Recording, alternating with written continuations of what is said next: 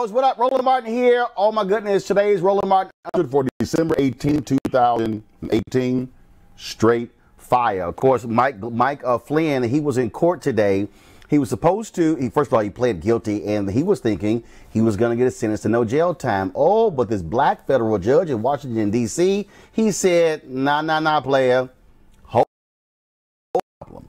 Folks, I got Monique Presley and Yodita Welde breaking it down. What happened in the courtroom today? You don't want to miss our conversation. Also, the NAACP today kicked off their hashtag log off Facebook initiative. I'll talk to you hear from NAACP CEO Derek Johnson. Also, you remember the sister at American University who became a university student body president, and then they attacked her. She's an AKA. They attacked her with hung banana peels and things along those lines.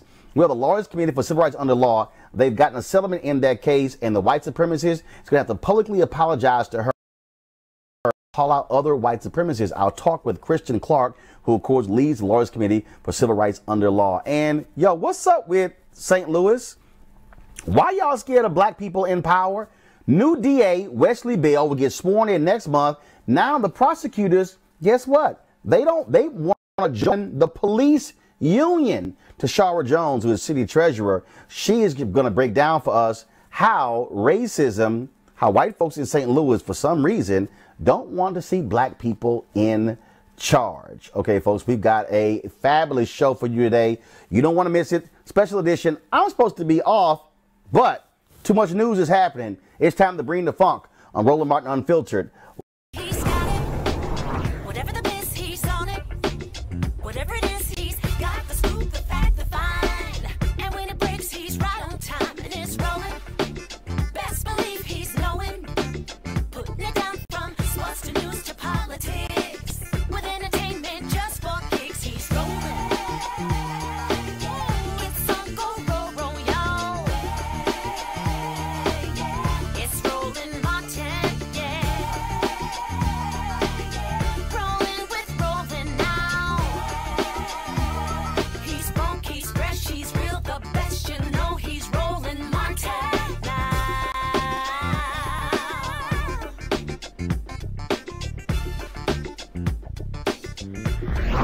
Martin. All right, folks, glad to have you on Roland Martin Unfiltered. It was a busy day in Washington, D.C. as former Trump National Security Advisor Mike Flynn went before a federal judge pleading guilty to lying to the FBI. Of course, you might remember he got busted also for being a lobbyist for a foreign government, took thousands and thousands upon dollars. Now, his attorneys, they've been saying all kind of wild stuff, saying, oh, he got entrapped by the FBI, and then this was bad, it was wrong. Well, here's the problem, y'all. No, that wasn't the case. He goes before this federal judge today, a brother in D.C. He was having none of it. It was a wild day. He got his sentencing postponed because the judge said, you need to spend more time cooperating with the FBI. So I had to call our legal analyst, Monique Presley and Yodita Welde, to break down what happened in court. Yo, seriously?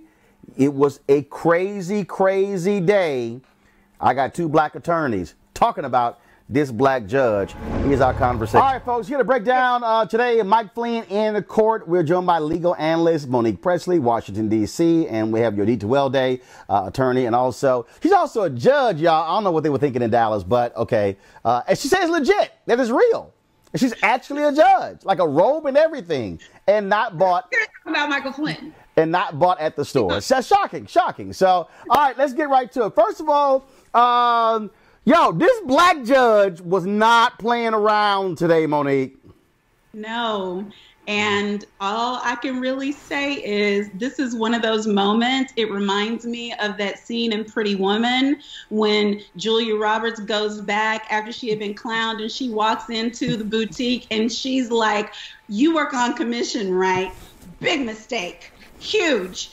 I don't understand what Flynn's lawyers were thinking about when they were in front of the Honorable Emmett G. Sullivan, and they thought that there was going to be some sort of skate, and just because everybody else agreed, when they did that clown memo where they're like, oh, but it really was a conspiracy and blah, blah, blah. Listen, this is the same Judge Sullivan who was over the Ted Stevens trial. This is the same Judge Sullivan who a few months ago turned a plane around in midair He does not suffer fools. I have appeared in front of Judge Sullivan for 2 years in a hotly contested case. He called 4 members of my office to testify while the case was going on. He doesn't play with the government. He does not play with the Justice Department. He doesn't play with, I mean, I'm surprised he didn't try to add the treason count himself. I could see him. I can almost see his hair just kind of standing up on its head. I didn't even have to be in court.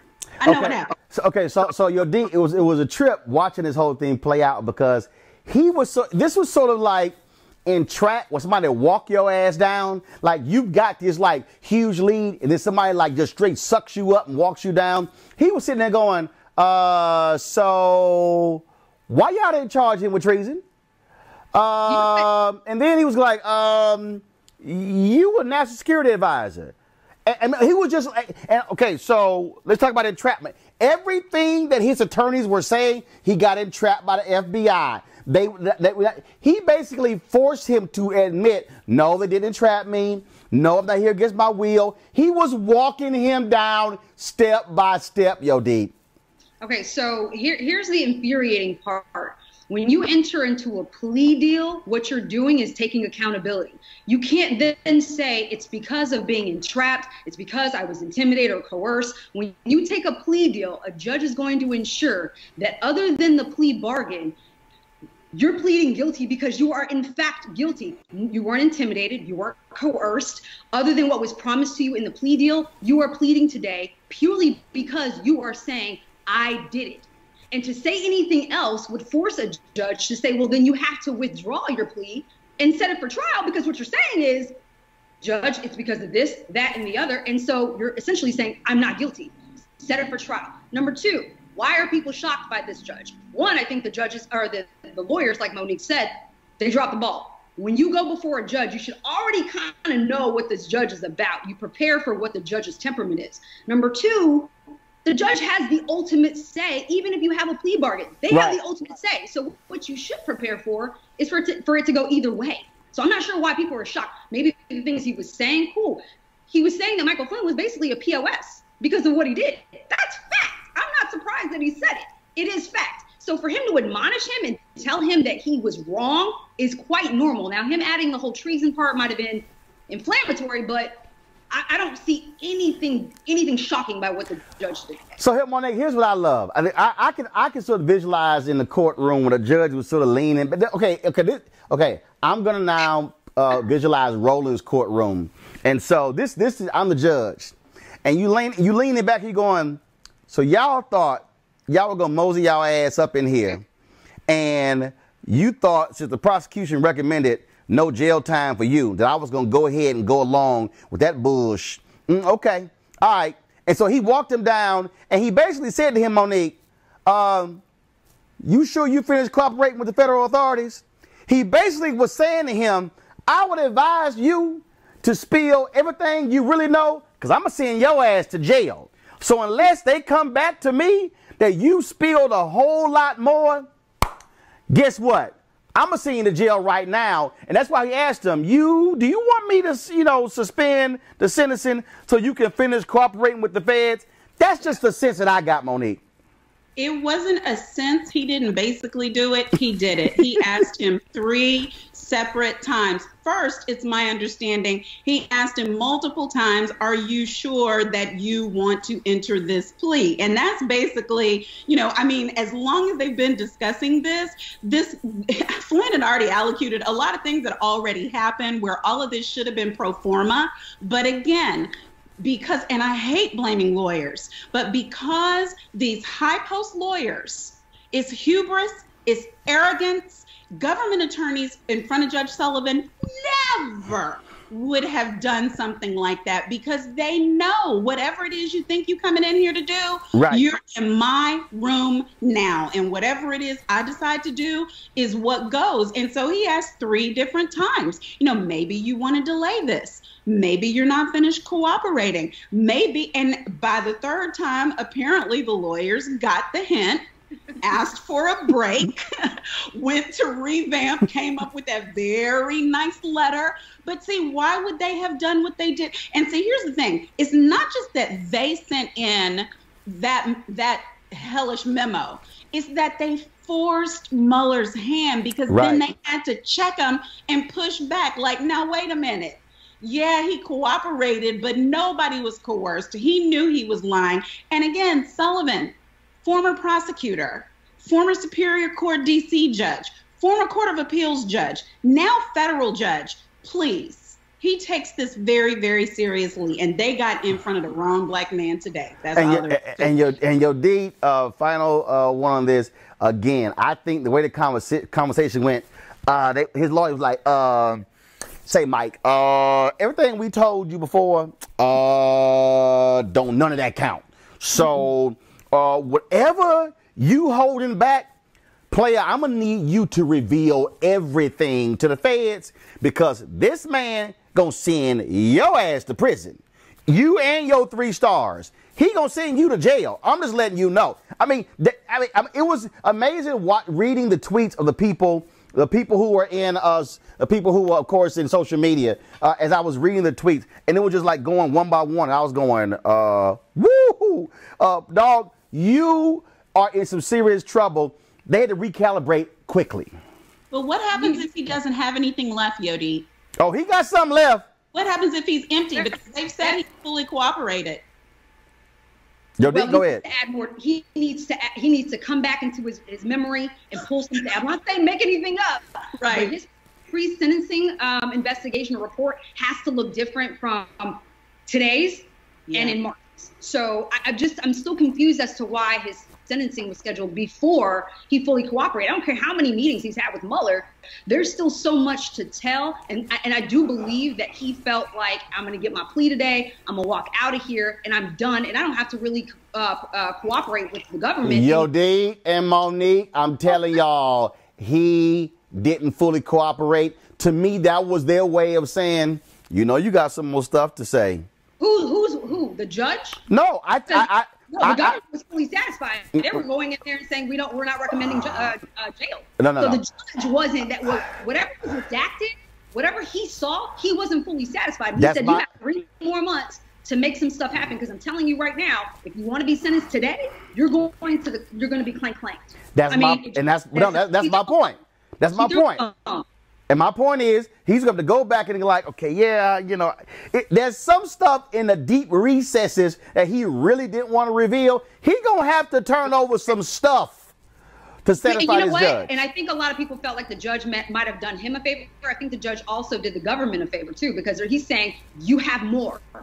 They need more. So both sides, essentially, he's free to walk home and go home and sleep in his bed tonight. And the prosecution, they're just going to have to wait and see whatever he comes up with. Some people may argue that he may be pressured to make something else up. I don't know. You know, the president's calling Cohen a rat when he's, you know, not said a thing about Flynn. And Flynn is actually admitted to lying under oath to FBI. So I don't know what he would call him, but it's going to be funny to see how Trump is going to characterize him in the next several months if he comes up with more things. And now Trump is going to say, oh, well, he's a rat too. So, you know, he's just trying to get out of, you know, going to prison. But it's just going to be interesting to see what this judge does in March. Well, Monique, I got to say, considering the fact that Trump has appointed basically 90% white male judges to the federal bench, it's just got to be something that this black judge is whooping that behind. Power to the people. I don't know what to say about it. I've been in front of him a number of times. He is not an unfair judge. He can run hot, and they caught him wrong today. So the one thing they need to do before they come back is pray. Pray that it's not another run hot day. Sometimes he'll go back, he'll think about it, and, you know, it might be better. But he gave them a chance, because it wouldn't have been one of those Cohen things. Today's the day I want my sentence. I don't have anything more to say. I'm not going to fully cooperate. Just give me my time and I'm going to roll out of here. And then he ended up with 3 years, but at least now he's done. Okay. Sullivan was cute. Mind you, and they could have gone to court today and completely kept quiet, like Monique said, but they had said something in that motion by talking about entrapment. The judge had to address that, because you're coming into court now and you're saying that you want to take this plea deal, but your attorneys just mentioned just the other week that this might not be as clear cut as you guys are trying to make it out to be. Now you're saying that you were coerced in some way. We've got to establish that. But remember, the FBI, that is law enforcement. And there's nothing, and look, if you're a federal judge, there's nothing to me more offensive to you. And he basically said it. He not basically said it. Here you were, the national security advisor, lying in the White House, working for a foreign government, 3-star general, and you have the audacity, the unmitigated gall to walk into my courtroom and then have your lawyers talk about how, oh, you were entrapped, you didn't know you were lying, you were in the Dominican Republic on vacation, and all that nonsense on Fox News. The judge is like, no. I'm gonna make you stand right here and come out your mouth that everything your lawyer said up until now was a damn lie. And Flynn had to, yep, okay, not entrapment. I knew I was lying. He didn't want him to drop that plea. He said yes. He knew he lied. Yes. Period. So everybody on Fox News, y'all got to come up with some new stuff, because everything y'all been saying for the past week, Flynn just wiped out in court. They're saying that he was trapped right now. This very second. Well, guess what? You can't say a man was trapped when the man himself admitting I wasn't trapped. That's how it goes. All right. Monique Presley, your D12 day, we'll appreciate it. Ooh, I can't wait to see the next person who go in front of the brother judge. This is really the people's court. As long as it's not me, I wore my government blue just in case he's watching. All right. All right, folks. I certainly hope you enjoyed that legal analysis. Certainly different from what you're hearing on all the rest of these cable networks. All right, folks. Now it's time for a word from one of our partners here, Roland Martin Unfiltered. All right, folks. Back to our Roland Martin Unfiltered video in just one moment. Now, a word from one of our Roland Martin Unfiltered partners. You've heard me say it before, and I will say it again. Write down this website, marijuanastock.org. That's marijuanastock.org. I'm going to tell you why it matters. Legal marijuana has grown to become a $9 billion industry in roughly 6 years. Forbes magazine predicts the market will continue to grow to nearly $50 billion in the next 10 years. So whether you like it or not, legal marijuana is a growing industry, and it is only going to get bigger. Now, if you're an investor, you get it. You look for business models that are easy to understand in industries that are trending up. Our friends at Transatlantic Real Estate made their business very simple. They buy land that supports legal marijuana operations and lease it to high-paying tenants. So you are investing in the landlord of a licensed marijuana farm. Stop working so hard for your money. Let your money start working for you by investing in the legal cannabis industry. You can invest as little as $300 up to $10,000. But you can't wait. This crowdfunding opportunity is only available for a few more days. They say that you either make things happen, watch things happen, or sit around wondering what happened. Don't be the person watching and wondering. Don't let another investment boom get away from you. It's time to make something happen for you, your finances, and your family. And don't forget my pro tip. To be included, you must complete and confirm your application. And be sure to complete the process. Go to marijuanastock.org. That's marijuanastock.org. Get in the game, folks. Do it now before time runs out. Now back to your Roland Martin Unfiltered video. It was a little troublesome at the White House, of course. Sarah Huckabee got asked lots of questions. And so this was the drama today at the presidential briefing. I thought y'all probably want to take a look. John. Is there a reaction to the delay in the Flynn sentencing and the rather unusual inquiry from Judge Sullivan this morning asking prosecutors if Flynn possibly committed treason? The delay is something between General Flynn and the courts, and that's something for them to determine what that timeline looks like. In the meantime, we wish General Flynn well, and we'll continue to focus on doing what we do here every single day. What about the inquiry as to whether he committed treason? Does the president see any reason why Flynn should be asked if he committed treason? I'm not aware of anything that we would know of that would indicate that, certainly. Sarah, I was in the courthouse last hour when the Judge Emmett Sullivan basically said that he was disgusted by Michael Flynn's crimes. He said that he had disdain for Flynn. Flynn said that he knew that it was illegal to lie to the FBI, and he was ready to accept responsibility. This was all before agreeing to a delay in the sentencing. Given that, are you in a position now, or would you like to revisit your comments earlier today that the FBI ambushed Flynn here? No.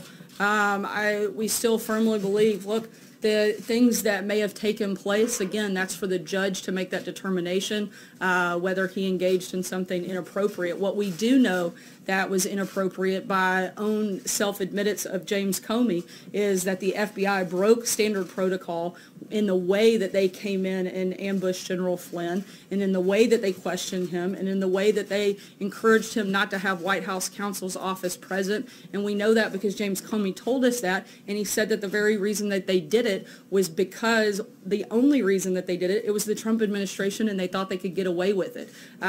Those are facts, and certainly there may be other issues there, but that we don't have any reason to want to walk that back. Sager? Very quickly about Michael Flynn. He has cooperated with the special counsel's office and met with him 19 times. Is there a particular reason why the president has not said that he is a rat, the way that he has said that Michael Cohen is a rat for cooperating with prosecutors? Look, we know Michael Cohen to be a liar on a number of fronts, and the president's opinion is extremely clear on that front. I don't see any reason to go beyond that comment at this point. And Josh, go ahead. Michael Flynn today tweeted that he did lie to the FBI and to them repeatedly, and that he was working for foreign government during the campaign. Does that concern the president? I mean, he seems to be concerned that Michael Cohen is a liar. Is he concerned that one of his top aides lied to the FBI and was working for a foreign government? Not when it comes to things that have anything to do with the president. The activities that he has said to, and again, we'll let the court make that determination, to have engaged in don't have anything to do with the president. Let's remember what the whole thing that this started is supposed to be about. It's whether or not Russia influenced the election and whether or not the president had anything to do with it. We know that Russia tried to create chaos within the election, but certainly not that they actually impacted it. The only reason that the president is the president is because he was a better candidate and beat Hillary Clinton. We also know that the president never colluded with Russia. So that's the whole reason that we have this, and we know those things to be false. Is the president concerned that Michael Flynn lied to a representative of his own government and was working for another government during the campaign? Is that concern him or not? Look, there's certainly concern, but that's something for the court to make that determination, and we'll let them do that. Positive comments about him when he's pleaded to this. Again, we're going to let the court play that out, and they'll make a determination on whether or not he engaged in something right or wrong. Why is the president making positive comments about him, given these things that he's pled guilty to? It's perfectly acceptable for the president to make a positive comment about somebody while we wait to see what the court's determination is. Francesca, go ahead. All right, thank you, Sarah. I just want to clarify one thing and then move back on to the border wall. But the clarification on Michael Flynn, you said it has nothing to do with the president, but one of the things that the judge brought up today was that it was so concerning to him because Michael Flynn lied inside the White House as the national security advisor to the president. So is the White House disputing at this point that Michael Flynn is a liar? Because that's also the reason that he was fired. He was fired for lying. We're disputing that any actions he engaged in had nothing to do with the president. That just because maybe he did do those things, but that doesn't have anything to do with the president directly. You've been saying a lot that things don't have anything to do with the president, and he's just giving his opinion, and he has a right to give his opinion. But does he not have a broader right, responsibility as far as, if his national security advisor is lying, should he not be speaking on behalf of the American people, not just himself, President Trump, man under investigation, but, in all these aspects? You're talking about saying that he is just speaking for himself and he's not been linked to collusion is the claim, and therefore, it doesn't matter what he says. And the same thing with the Fed, that his comments on the Fed have no bearing. He's just giving his opinion. What about him speaking to the American people? I said he's the president of the United States, and he should not only does he have the ability to give his opinion, he should give his opinion. That's why the people elected him, is because they trusted him to make decisions on policy matters. They want to know what his positions are on specific policies. He absolutely should state his opinion on not just that, but on every topic that comes up that he wants to engage on. But a lot of people who are somehow involved in investigations feel the FBI is unfairly targeting them, but the president normally has a different role as far as... We know for a fact that the FBI engaged in an outrageous amount of political bias. The fact that anybody could deny that there was political bias within the FBI, particularly under James Comey's leadership, is frankly just laughable. I guess I'm wondering, using terms like rat and things like that to talk about people who are cooperating witnesses with the FBI. Or Does he people not who are have- dishonest does and he- lying. Does I he mean, not have a broader seems like a pretty responsibility appropriate to preserve confidence in the rule of law for the American people? Certainly, and that's why he has appointed new people to help do exactly that, whether it's Director Wray, a new Attorney General, somebody that can come in and be very transparent throughout this process. Let's go to NAACP. They launched today their hashtag log off Facebook. And this initiative, of course, is in response to Facebook privacy issues and them also attacking Color of Change, another civil rights organization. And Derek Johnson, the CEO of the NAACP, I had a conversation with him where he talked about exactly why they're launching this, asking everyone to log off of Facebook and Instagram. Facebook also at Roland Martin Unfiltered. We're not live streaming or tweeting or posting anything on Facebook or Instagram in alliance, in lockstep with the NAACP. So here's that. All right, so Derek, first off, when did you decide to do the hashtag log off Facebook? Well, we decided on Thursday after reviewing the most recent activities of Facebook. And when you think about all of the things over this past year and their lack of timely responsiveness, we felt it was time to take action. And with this particular initiative, obviously it started today, and you want it to last for a week. What message are you trying to send to Facebook? Well, African Americans must be respected. When corporate behavior rise to the level where they are hiring outside firms to do opposition research on partner organizations, when they allow their tool to be used by a foreign nation to pretty much subvert democracy by suppressing black vote, we must speak out forcefully, say that is not acceptable. And obviously, look, when I put the message out saying that we also were not going to be streaming for a show, there were people who said, man, I hadn't even heard about this. And so in terms of response, what are you also hoping folks do with the response? Because, you know, logging off, not using Instagram or Facebook is one thing, but what are you hoping to achieve? Well, the corporate response is important.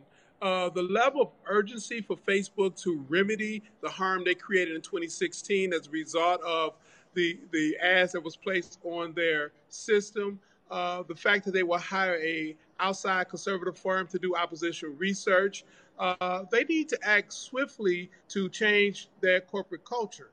In fact, today there was released a civil rights audit report. When I spoke with Facebook, you know, I've talked about the importance of that audit report to be raised at a C-suite level. It should be buried 3 levels down in the organization. The recommendations need to be adhered to, and their whole corporate focus as it relates to African-American communities and civil rights must change.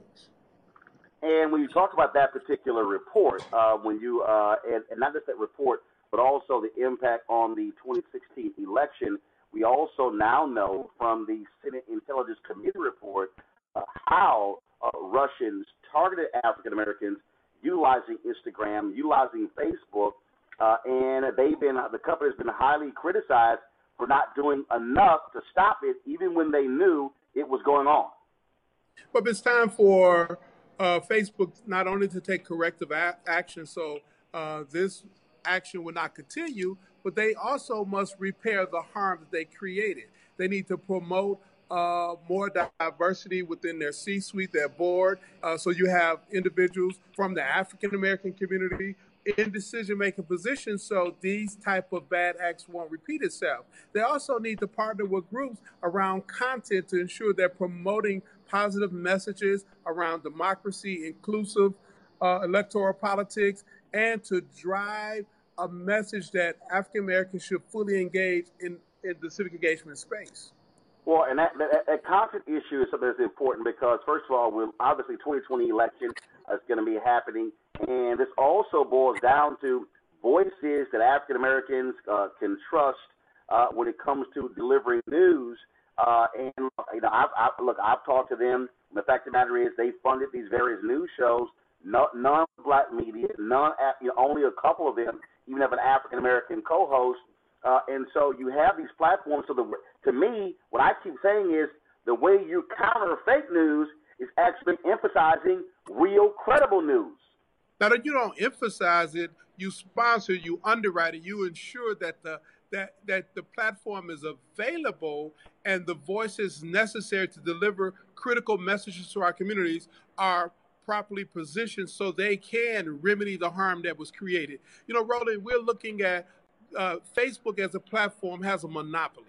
And now it's time for that monopoly to be a good corporate citizen with a community that over-index usage on their platform. And because they created a harm, the remedy is to create space and support positive content that promote African Americans to be civically engaged, not only during the election time, but all of the opportunities leading up to the election. And so last question for you. This hashtag log off Facebook will last for a week. Then what happens after December 25th? Well, you know, part of what we wanted to do is raise the level of this conversation so we can create a new sense of urgency within Facebook to fix the problem. And I think we've done that. Just the announcement of the hashtag log off, you're promoting it, but then the Senate report coming out on the heels of us calling for that has now created a new dialogue and urgency for Facebook to correct the wrongs they've created. All right, Derek Johnson, we appreciate it. Thanks a lot. Thank you. Take care. All right, folks, that was Derek Johnson, NAACP CEO. Another big story. Remember the story of American University student? She was a sister. She was elected student government president, and then she was targeted because of her race with the Lawyers Committee. They took up her case, and they actually achieved a landmark settlement using a very interesting legal strategy. Earlier today, I talked to Kristen Clark. Of course, she's the CEO, Lawyers Committee for Civil Rights Under Law. And here is our conversation about that legal victory they achieved. All right, so Kristen, so tell us about this settlement, this American University case. We all remember when this story happened, but for folks who don't know, just give us the backdrop. So Taylor Dumpson is an amazing young African-American woman. She was elected as the first Black woman president at American University. And the moment after she won that election, the Daily Stormer and a number of white supremacists and neo-Nazis unleashed a horrendous campaign of racist trolling against her. They hung bananas on campus that said, AKA free. Which was a reference to the sorority that she belonged to. They called her gorilla. They used racist language at every turn that made her experience at college a horrendous one. She suffered. She had a hard time concentrating, a hard time eating. She suffered from depression, and this impacted her ability to be a young, thriving student and a student leader on campus. We decided to take Taylor's fight up, and what we did was we used a unique strategy. The Washington, D.C. laws here were very helpful. There's a public accommodations law that says that you've got the right to enjoy equal access to public accommodations in D.C., whether you're talking about restaurants, hotels, or college campuses like American University. And so the settlement that we announced today is a landmark settlement that focuses on one of the perpetrators and requires that he issue a public apology, requires that he undergo rigorous training to purge white supremacy from his system, requires that he carry out 200 hours of community service and more. At the end of the day, we can't just sit back and let this let white supremacy rear its ugly head again in the future. And so the rigorous terms of this settlement will hopefully leave us in a better place and safer place at the end of the day. Taylor is happy with the terms of this settlement, and we hope that it'll be a model for how we can stamp out white supremacy going forward. And when you talk about stamping that out, first of all, we've seen other legal victories against these hate groups in the Southern Poverty Law Center. Of course, historically, they've gone after these groups as well. And first of all, forcing this guy out of the shadows. I mean, he has to show himself and reveal himself. That's right.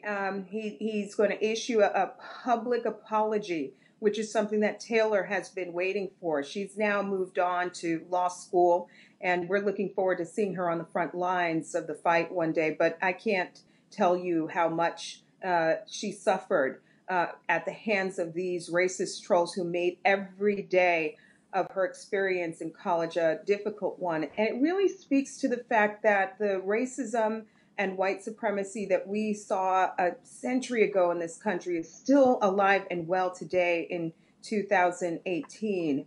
And we hope that the perpetrator here will have a heavy hand in going after his counterparts, helping to expose his counterparts and helping other people who might be ready to leave the white supremacist movement find an exit door.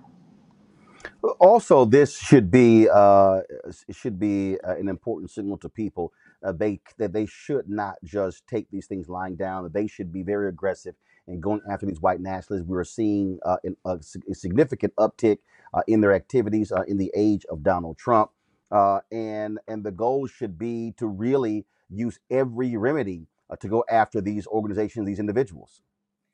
That's right, but I do want to underscore that at the end of the day, the targets and the victims are in a real precarious position, and we can't forget that. At the Lawyers Committee for Civil Rights Under Law, we have made the fight against our hate crime crisis a priority, a top priority, and we have a project, Stop Hate, that's anchored by the 844-9-NO-HATE hotline. But it is hard for people to stand up if they don't have resources or an organization that's willing to stand behind them and have their back. They were insightful in the words that they used. They threatened her. They made her fear for her life. And it's hard to expect everyone in a situation like hers to stand up and have the courage. We were glad that she was able to do so here. But we had her back every step of the way, and we're prepared to stand with other victims who are facing hate in our country today. African Americans remain the primary victims of our hate crime crisis in the country, and we're here to stand with them and fight back. All right, Kristen Clark, Lawyers Committee for Civil Rights Under Law. We surely appreciate it. Thanks a lot. Thanks so much. All right, folks. Glad to have you back. So the other day I was on Twitter and I saw this tweet from Tashara Jones, and she, of course, is the treasurer there in St. Louis. Remember, she ran for mayor. You had all these brothers who were running. None of them had a shot. She barely lost the mayoral race. She could have actually, won if you didn't have 4 or 5 other black people who were running. Well, that was the case. Well, anyway, so she had this column in the St. Louis American, and I saw it and I said, "Yo, this is crazy. This is crazy." Where she detailed all these things that are happening when black people are elected in St. Louis that want to change the rules. And so it was in the St. Louis American, the black newspaper there, and I reached out to her and I said, look, we got to have this conversation on Roland Martin Unfiltered, because frankly, nobody else is having it, which is the reason why we have this show. And so here's my conversation with Tashara Jones, being city treasurer. Tashara, first off, it was very interesting. So I saw this column, Fear of Black Leadership, in St. Louis, and I had previously seen the story of the prosecutors wanting to join all of a sudden, because of Wesley Bell's election, wanted to join the police union. But man, when I saw these other things that you cited in here, in terms of the city circuit court attorney, the sheriff, I mean, it's as if there's massive white fear in St. Louis of black leadership. Right. All of those things happened within the last year to 18 months. These are not recent. I mean, these are not things that have happened over several years. All of this is recent, when the power has changed hands, either, from a black male to a female, or a white elected official to a black elected official. And was interesting with this Wesley Bell situation. And so you're trying to tell me, so Bob McCullough was the DA for all of these years, and these prosecutors had no issue working underneath him, but all of a sudden the black guy becomes a DA, and not only are they saying let's join the union, but they want to join the police union. Were there other unions they could join? Yes, there are several other unions here that represent public employees. AFSCME, SEIU, the Carpenters Union even represents public employees in St. Louis. So they could have chosen any other union, but they chose the police union. And so, do you believe that this is very clearly a reaction to a black man, Wesley Bell, becoming the district attorney? Clearly, it's a reaction to that. I mean, I don't see any other way to look at this but through the lens of racial equity and racism. And so, as I look at some of the other items that you laid out here, like for instance, I thought it was really interesting. This Vernon Betts situation. He becomes the sheriff, and so the previous sheriff got to make patronage hires, and then all of a sudden Betts becomes the sheriff, and then he has to get approval from circuit judges? Yes, exactly. That's exactly what happened. He couldn't even hire a chief of staff when he started without approval from the circuit judges, who had no problems with the previous white sheriff who had been there for 30 plus years and who he hired. But now all of a sudden it's a problem when Vernon's elected. And so what are you saying to black folks in St. Louis in terms of how to deal with this? Because look, you ran for mayor, and then you barely lost that particular race. You even cite an example where some gadfly got no attention whatsoever. Then all of a sudden, the white power structure wants to listen to that person. Right, exactly. There's this guy that's been suing the treasurer's office for years, and then all of a sudden now he has an audience. The mayor joined the lawsuit along with her city councilor, and then they convinced one of the circuit judges to give them a ruling in their favor, trying to strip away power from my office. So, I'm bringing receipts. There's a serious problem going on, not only in St. Louis, but, nationally, when we talk about what's happening in Wisconsin, in Michigan, Georgia. So, there's obviously a fear anytime a black person gains access to higher office. So we've got to band together and we've got to start fighting back. And what do you propose in terms of how to do that? What are you saying to black folks there in St. Louis? What should happen next? Well, I mean, just like with the circuit attorney's issue, she had to go all the way to the Missouri Supreme Court in order for them to tell the circuit judges that she doesn't report to them, that she's an independently elected official. She is an attorney, and they don't, and they have to respect that.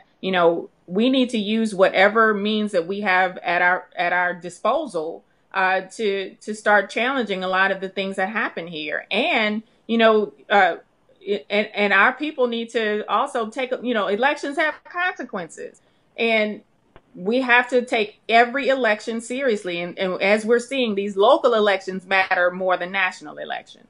When you talk about the issue with these circuit court judges, are there any African American circuit court judges? There are a few, yes. And do you believe that what African Americans should be doing, just like when it came to the DA's race, they should be looking at electing more black circuit court judges? Well, we don't elect circuit court judges in St. Louis. We have a nonpartisan or so-called nonpartisan court plan where they are appointed by the governor. But that's only in St. Louis City, St. Louis County, and Kansas City. Everywhere else in Missouri, they elect their judges. Wow. So that's another issue that we can dive into at another time. So you have judges elected in every other place in Missouri except the two cities where you got the most black people. Exactly.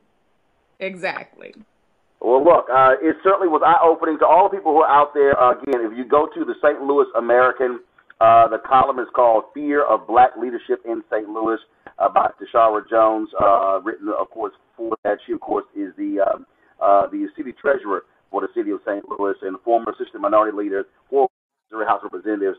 It's certainly an eye-opening piece there. I certainly hope the black folks in St. Louis will begin to exercise their power and also vote in massive numbers. Now, when is the next mayoral election? Next mayoral election is not till 2021, but we have an important race coming up on March 5th, 2019, which is our council president. Okay.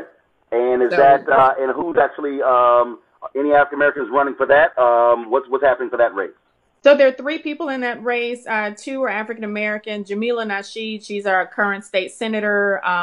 Lewis Reed, who's the incumbent. He was one of the men that was in the mayor's race.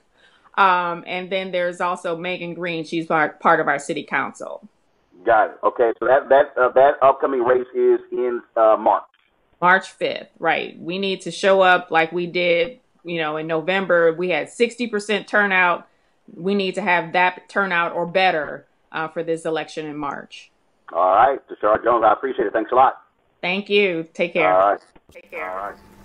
All right, folks, crazy conversation, but I certainly do. Y'all was certainly enjoying that. All right, folks, here are a few headlines. Stacey Abrams was narrowly defeated, of course, for Georgia governor by former Georgia Secretary of State Brian Kemp. But in the last few days before the election, Kemp charged that the Democrats tried to break into the state's voter database. A major charge which may have had effect on the election. Turns out that was a damn lie. The Land Journal-Constitution did a sweep investigation and discovered there was absolutely no evidence whatsoever of any illegal activity by Democrats or the Democratic Party. What we like to call the Republican assault on democracy. Yeah, y'all, seriously. He straight up lied. He flat out lied. Also, speaking of lying, same thing happened in Florida. Andrew Gillum narrowly lost the governor's race to former Congressman Ron DeSantis. Both DeSantis and Donald Trump were very loud in charging that Andrew Gillum was, as Trump put it, a crook. DeSantis went on and on about it, saying the FBI investigation into the Tallahassee city government, where Gillum was the mayor. Well, guess what? The FBI investigation is over, and Gillum was not involved, implicated, or charged. If that swing the close election, many people say it did. But bottom line is Andrew Gillum got screwed. And I'm guessing no black people work at the company called Prada. Yeah, folks, they need a huge backlash on social media to know exactly what was offensive and inappropriate to actually do some absolutely ridiculous I don't know what the hell they even call those things, okay? And were they not paying attention to what happened with Megyn Kelly? Yeah, that was pretty stupid as well. And so they've had to apologize as a result of these items they actually pulled that was on sale. But again, it was pretty stupid. Them saying, well, we didn't know this was like a big deal. You didn't know that you selling some items or trinkets that were black people in blackface was not a bad idea. Yeah, Prada, y'all pretty damn stupid.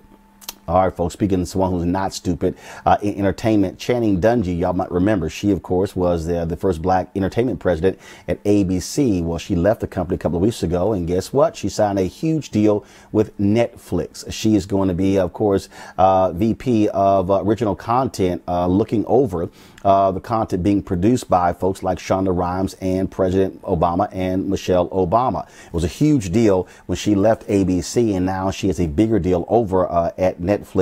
And you might remember, you also have Kenya Barris, who, of course, the creator of Blackish, who also signed a $100 million deal over at Netflix as well. So congrats to Channing Dungey. So those are our headlines there. All right, folks, we certainly thank all of you for watching. Don't forget to support Roland Martin Unfiltered.